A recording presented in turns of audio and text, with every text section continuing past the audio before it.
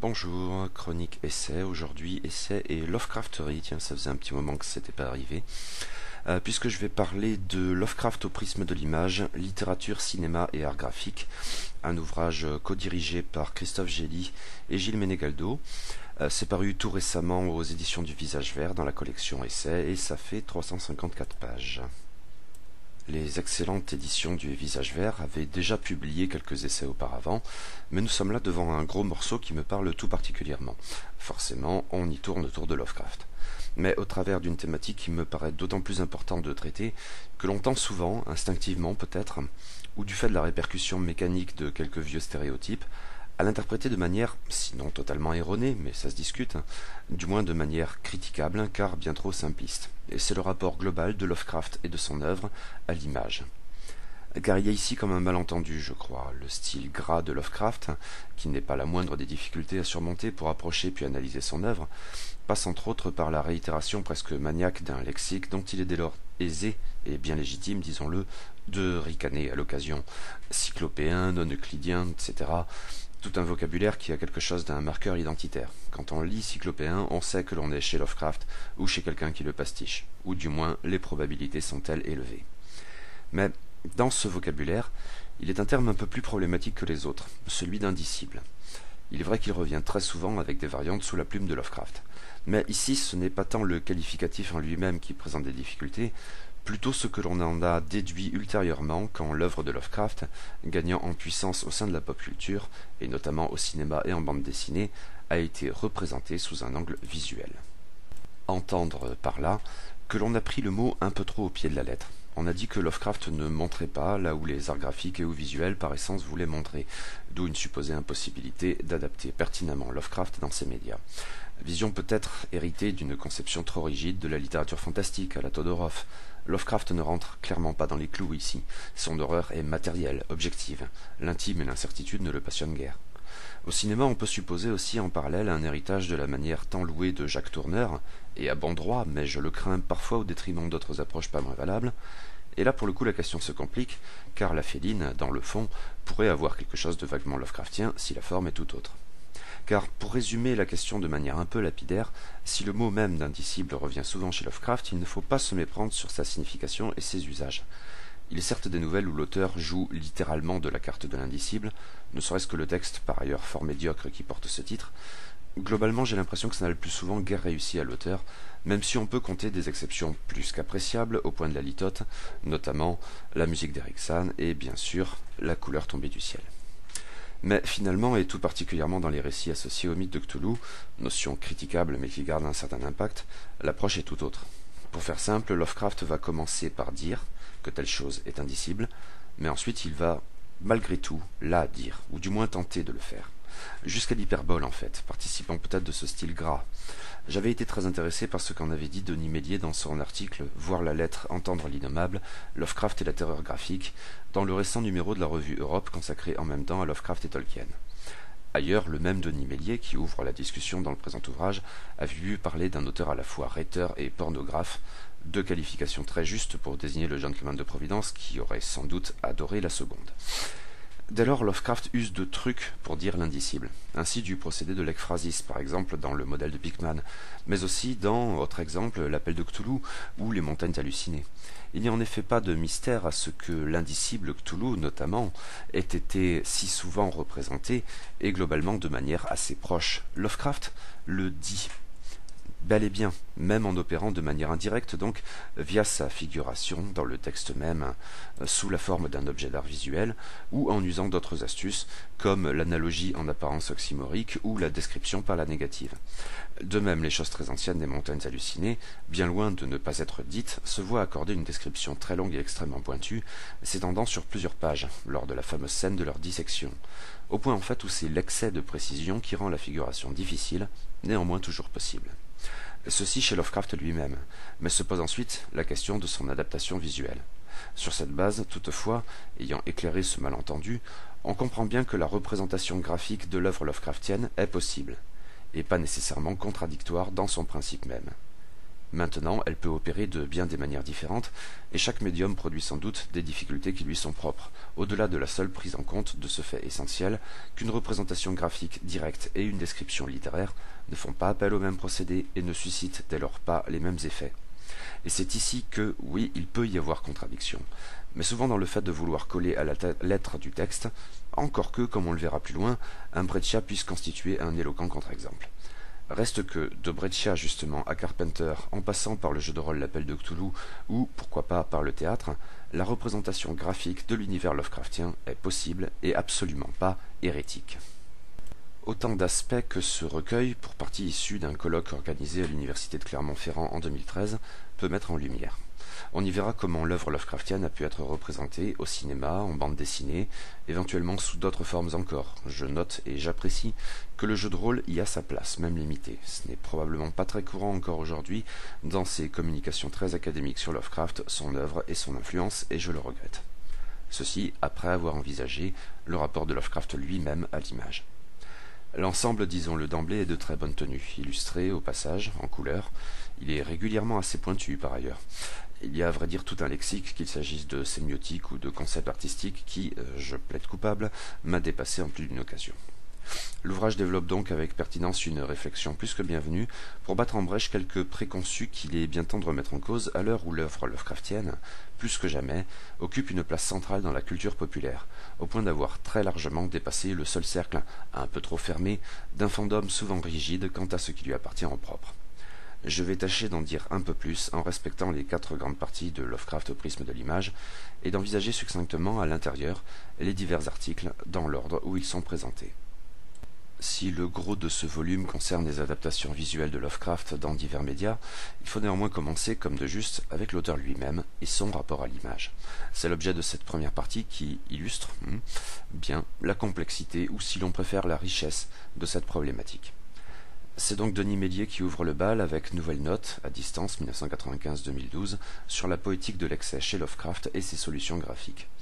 Comme le titre de l'article, à sa manière alambiquée, en témoigne, l'auteur livre ici tout d'abord une rétrospective de son propre rapport à Lovecraft au cours de 17 années de recherche. Une approche qui peut déconcerter tout d'abord par son caractère autocentré, mais qui s'avère au fond tout à fait pertinente, d'autant qu'elle permet de revenir sur certains thèmes clés, comme l'ekphrasis, la poétique de l'excès, donc la dimension pornographique de la description Lovecraftienne, etc. En fin d'article, toutefois, l'auteur s'éloigne de Lovecraft à proprement parler pour envisager, dans la logique même de ce recueil, plusieurs de ses adaptations visuelles, mais ici essentiellement sous l'angle de la bande dessinée, ce qui inclut Alberto Breccia, Philippe Druillet, Horacio Lala, Alan Moore et Jason Burroughs, etc. En fait, cet article, même sans vraiment envisager d'autres adaptations visuelles importantes, au cinéma tout particulièrement, introduit bel et bien l'ensemble du recueil, car nous aurons par la suite l'occasion de revenir sur tous ces noms et d'autres encore, en approfondissant de manière générale ces développements introductifs intrinsèquement pertinents. Très bonne entrée en matière donc. Loric Guillot est un autre exégète dont j'ai régulièrement croisé le nom dans les études contemporaines françaises sur et autour de Lovecraft.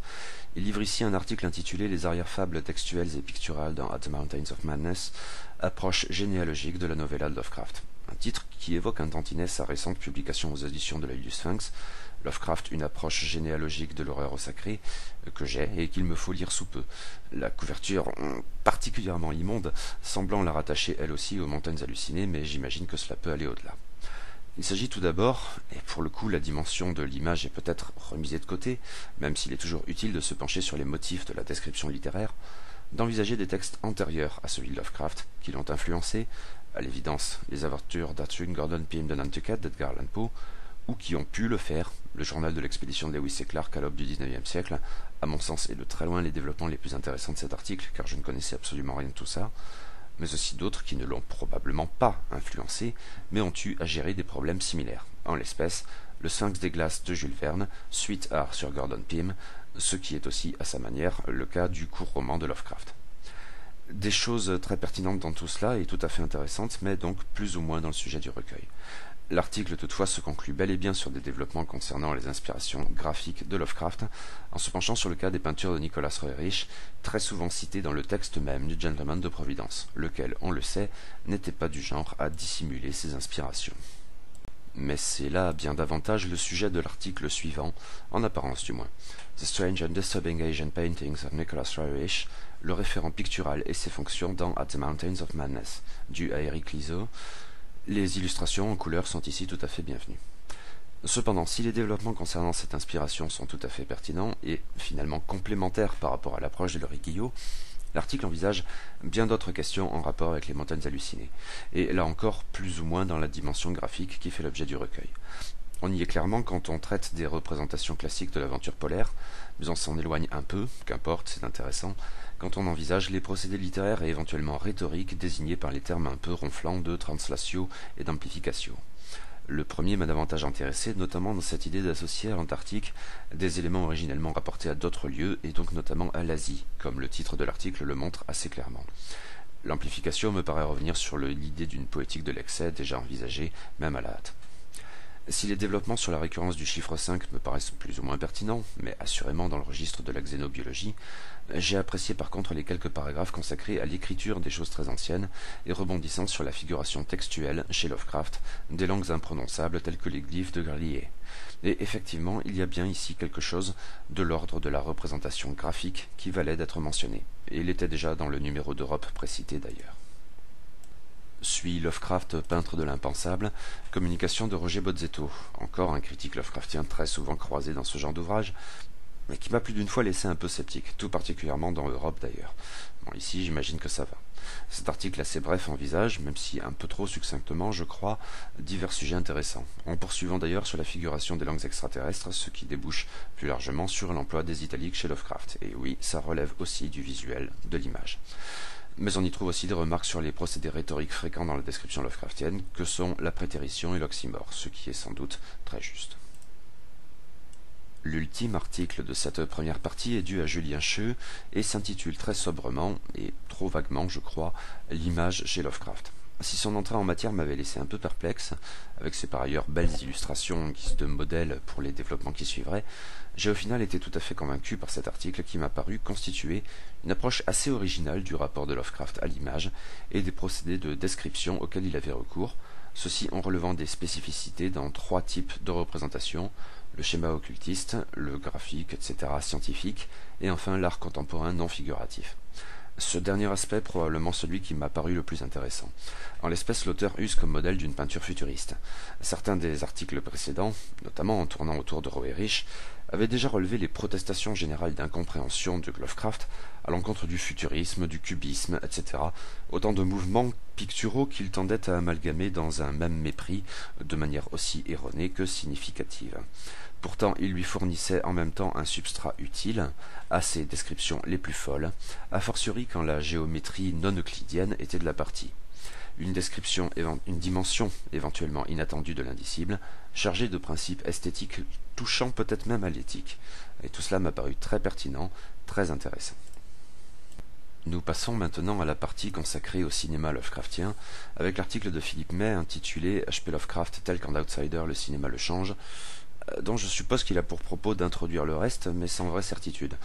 Défaut de concentration de ma part peut-être, mais j'ai trouvé cet article assez confus, tantôt très général, avec un point qui reviendra systématiquement, le peu d'estime accordé par Lovecraft au 7e art, tantôt très précis.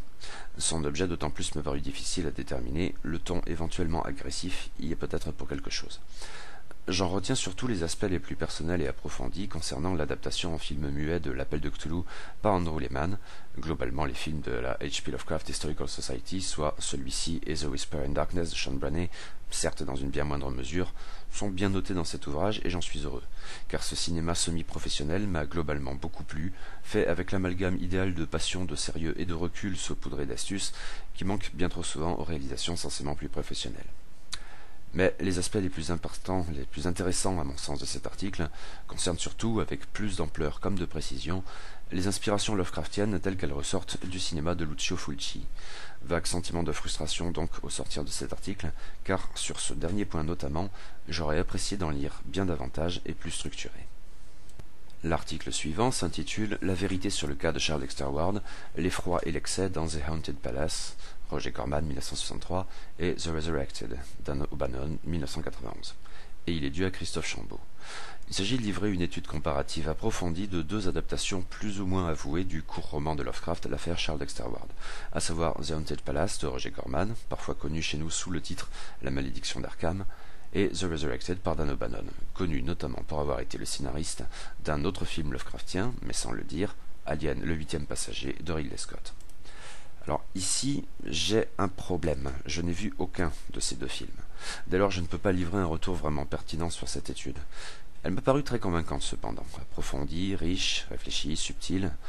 Un aspect qui m'a particulièrement intéressé est la dimension poesque du film de Corman, qui constituait donc un moment d'une série de films à succès, bel et bien inspirés par Poe dans d'autres cas, et faisant généralement figurer Vincent Price en bonne place au générique.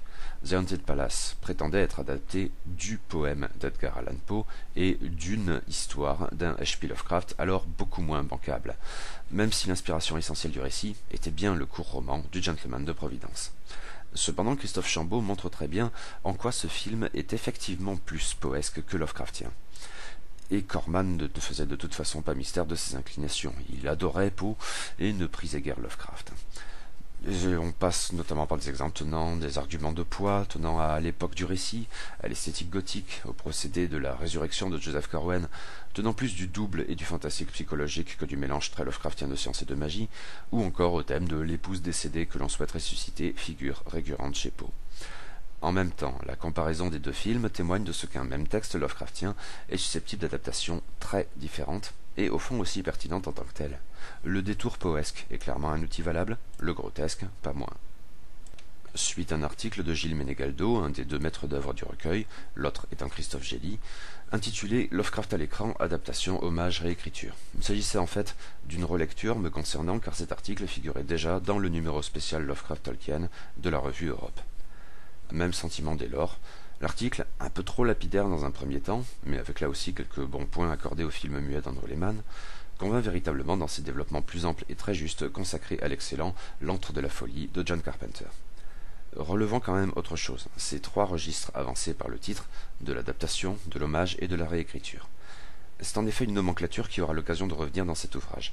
Rémi Kayat, plus loin, distinguera la citation, la réécriture ou prolongation et l'hommage. L'optique me paraît donc assez proche, et en même temps la variance du premier terme est considérable, la citation étant à mains égards l'antonyme de l'adaptation dans le cadre de cette réflexion. Or, ces écarts de nomenclature sont éventuellement révélateurs, j'imagine, de ce que l'on attend en priorité d'une œuvre Lovecraftienne, chez les deux auteurs, mais aussi au-delà.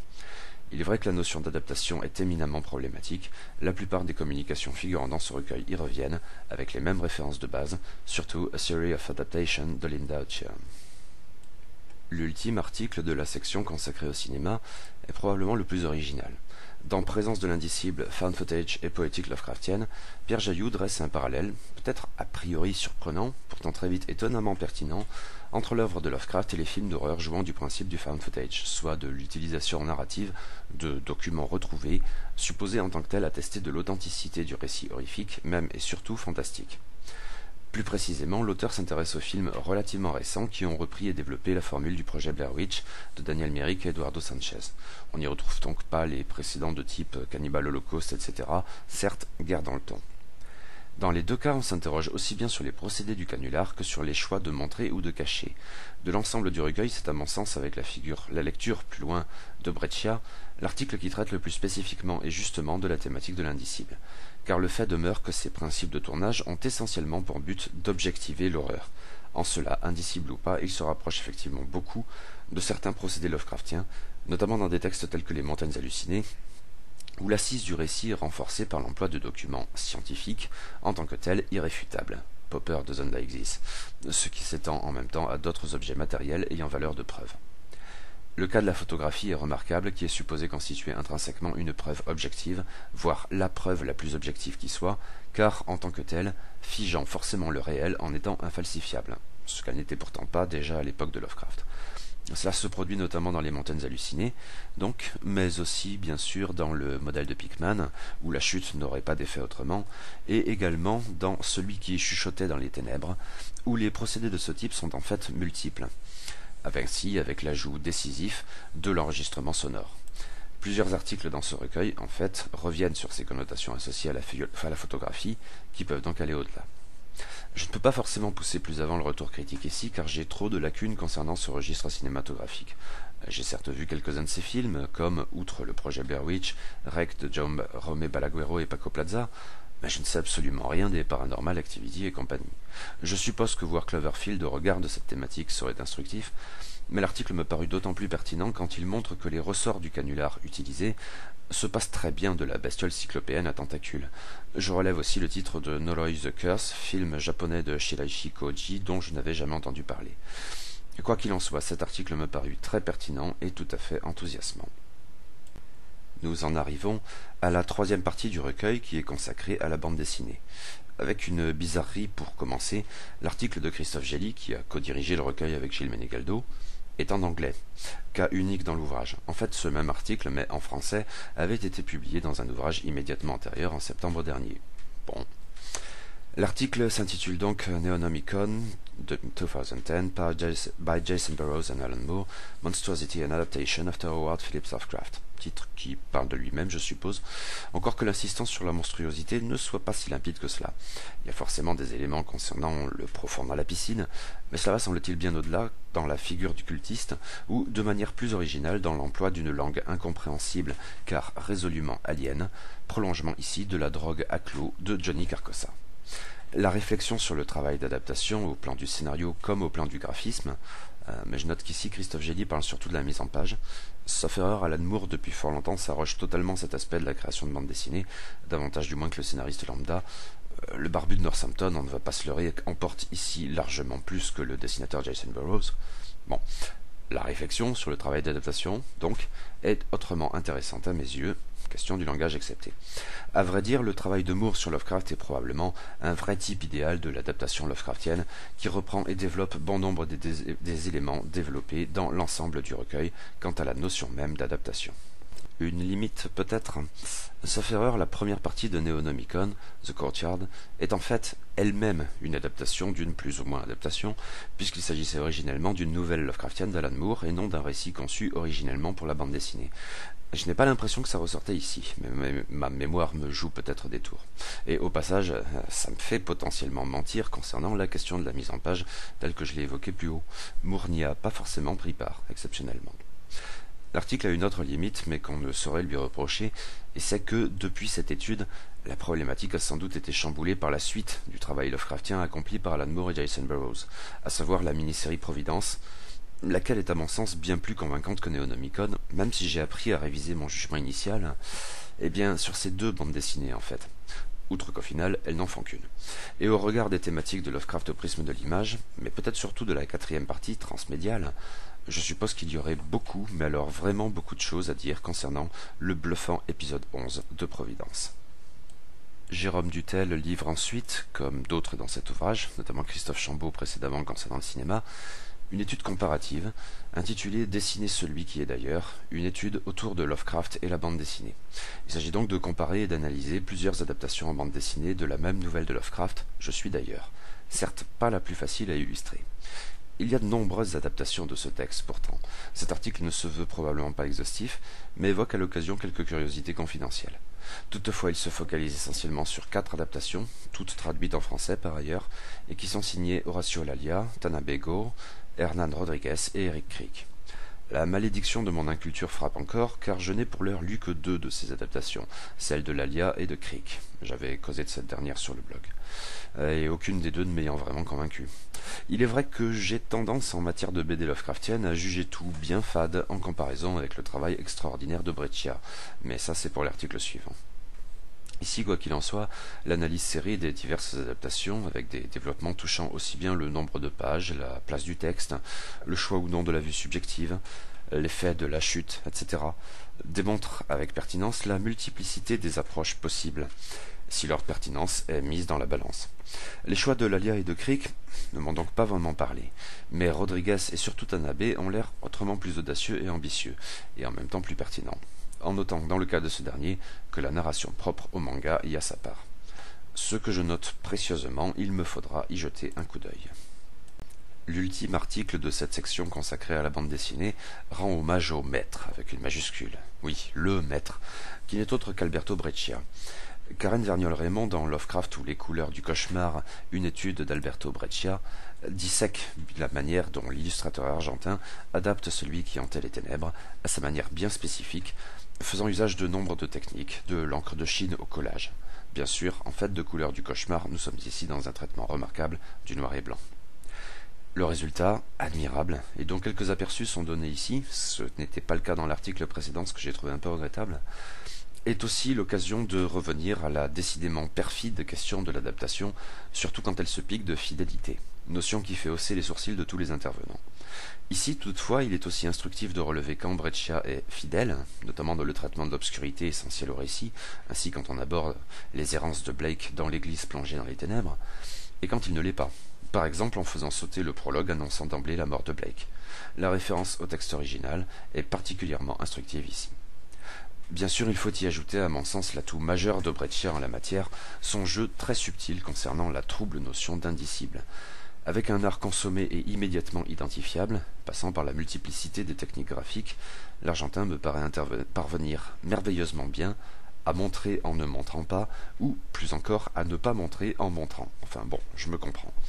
Il fait ainsi appel à l'imagination du lecteur, supposé relier les points et dégager les ombres, mais à sa manière, qui lui est propre et inaliénable, instaurant ainsi une véritable collaboration avec le lecteur qui, au fond, renvoie à semblable collaboration dans le cas de la description littéraire. Attention, cet article est très enthousiaste, ainsi que je le suis moi-même, autant pour la pondération académique. Je relève cependant qu'il se montre parfois bien répétitif, et il y a quelque chose d'étrange dans le ton globalement, mais cela demeure un beau moyen de témoigner du talent fou de Breccia. Et nous en arrivons à la quatrième et dernière partie de Lovecraft au prisme de l'image, plus mystérieuse dans son intitulé, Lovecraft, figure transmédiale. J'ai toutefois l'impression que cette dernière notion ne s'applique véritablement qu'aux deux premiers des 4 articles rassemblés dans cette ultime section. Et tout d'abord à celui d'Isabelle Perrier, intitulé Adaptation et transmédialité, qu'à date la cité inconnue. L'autrice, hélas, est décédée bien prématurément le 17 septembre dernier, ce qui confère un ton particulier à cette lecture, et dissuade sans doute de se montrer trop critique sur un point qu'en toute autre circonstance j'aurais sans doute trouvé bien plus problématique, à savoir que l'autrice elle-même a travaillé sur un des 2 ouvrages qu'elle étudie dans le présent article. En effet, l'optique transmédiale ici porte sur 2 ouvrages indirectement Lovecraftiens, mais en même temps fortement liés entre eux, à savoir qu'à date, le Guide de la Cité Inconnue, très bel ouvrage publié en son temps, à l'occasion en fait de la publication de la nouvelle traduction des Contrées du Rêve par David Camus, et c'est un aspect essentiel de la conception du présent beau volume. Ouvrage publié donc dans la collection Ouroboros des éditions Mnemos, et associant Raphaël Garnier-Cassagnac, David Camus, Mélanie Fazi et Laurent Poujoie pour le texte, et Nicolas Fructus pour 2 splendides illustrations. L'idée même de la récente réédition non illustrée et linéaire me dépasse franchement. Ça, c'est donc le premier ouvrage. Le deuxième, c'est Kadat, Aventure dans la Cité Inconnue, jeu de rôle paru ultérieurement aux 12 singes, mais directement inspiré du précédent, et auquel donc Isabelle Perrier avait participé. C'est donc enfin, mais de manière d'autant plus douloureuse, l'occasion de traiter du jeu de rôle Lovecraftien dans un contexte éditorial et académique globalement encore très frileux à l'égard de ce loisir, qui a pourtant eu sans doute une importance cruciale dans la contamination de la culture populaire globale par Lovecraft et son mythe, et a constitué une porte d'entrée sans pareille pour bon nombre de lecteurs qui étaient d'abord des joueurs. Le résultat est tout à fait intéressant. Au travers d'entretiens choisis, nous assistons en quelque sorte au secret de la conception du guide chez Mnemos, un ouvrage qui m'avait beaucoup plu en son temps, mais c'est ici l'occasion de peser à quel point tout cela était malin. Quant au jeu des 12 singes, dont je connaissais l'existence mais sans y avoir jamais jeté un œil, il semble lui aussi être bien plus inventif que ce que je supposais benoîtement, à ceci près que le poème cité est une fâcheuse antipube. Un article très instructif donc, au-delà de sa seule dimension holistique, certes plus qu'appréciable, il offre une belle occasion de réfléchir à la notion d'adaptation et ou citation, prolongation, réécriture, hommage, etc., sous un angle différent, mais aussi de jouer des outils modernes du canular et de la création collective partagée dans un univers étendu, avec quelque chose de jouissif en même temps qu'édifiant et peu ou prou unique en son genre. L'article suivant, dû à Rémi Kayat, s'intitule Howard Phillips Lovecraft, acteur majeur de la culture populaire moderne. Un titre très ambitieux, et je le crains, cette ambition n'était guère appropriée dans ce contexte de publication. Si la nomenclature déjà envisagée des citations, réécritures, prolongations et hommages me paraît pertinente, Sur un format pareil, elle implique de faire des choix guère satisfaisants. Le sujet est trop vaste. Avis tout personnel et qui se discute. Mais dans chaque catégorie, incluant les jeux de rôle, les jeux vidéo, les séries, etc., on est tenté d'évoquer 1000 autres cas passés sous silence et qui parfois auraient peut-être été davantage instructifs que ceux retenus. Le problème, certes, de toute sélection. Mais l'article envisage ensuite une autre question en cherchant à comprendre comment nous en sommes arrivés là. Quelques pistes sont bien évoquées, mais qui éventuellement encourent le même reproche que la précédente partie de l'article. Il y a des idées intéressantes, mais qui auraient appelé des développements bien plus conséquents. Car c'est là une question d'une extrême complexité, et, notez bien, je n'ai quant à moi aucune idée solidement établie permettant d'éclairer ce phénomène, en apparence très improbable, au-delà de cette idée d'un univers open source. L'article en soi n'est pas mauvais, et il contient nombre de choses intéressantes et pertinentes. J'ai tout de même le sentiment qu'il est plus frustrant que convaincant au regard de l'extrême complexité du questionnement, rendu plus difficile encore par l'abondance du matériau source. Prohibant certes, sans aucun doute, toute entreprise se voulant exhaustive, c'est aujourd'hui parfaitement impensable. Je suppose que l'on peut le voir comme la première étape d'une réflexion, auquel cas c'est un geste très louable et sans doute nécessaire. Après quoi, Arnaud Moussard, dans Nightgowns de Brett Rutherford, entre illustration et recréation, traite, allons bon, de théâtre Lovecraftien, le parent pauvre dans les arts inspiré par le gentleman de Providence. L'article commence par s'interroger sur ce statut, en leur rapportant ce que nous savons, pas grand-chose globalement, du rapport de Lovecraft lui-même au théâtre. Après quoi, il s'agit de se pencher sur un rare cas d'adaptation théâtrale, et dans un contexte bien particulier. La pièce n'a semble-t-il été jouée que 2 fois, et une seule fois dans son état final, qui plus est pas dans un théâtre à proprement parler, à savoir donc Nightgowns de Brett Rutherford. Ici, je m'avoue largué. Ma méconnaissance presque totale du genre théâtral et mes préjugés à la louche en la matière ne m'ont certes pas facilité la lecture de cet article. Et à vrai dire, ce qui est rapporté du propos même et des procédés plus encore de la pièce Nightgowns va bien trop dans le sens de mes bêtes préjugés pour m'autoriser à en discuter sereinement. D'autant que, forcément, je ne l'ai ni lu ni vu. Cependant, la réflexion d'Arnaud Boussard paraît des plus pertinentes et fait preuve d'un esprit critique bienvenu. Reste un dernier article qui nous renvoie quand même pas mal à ceux portant sur la bande dessinée, même si l'approche est différente. Un dernier article donc abondamment illustré, dans lequel Christopher L. Robinson se penche sur les Necronomicon de H.R. Giger. L'occasion tient donc de revenir à Alien après l'évocation de Dan O'Bannon par Christophe Chambaud.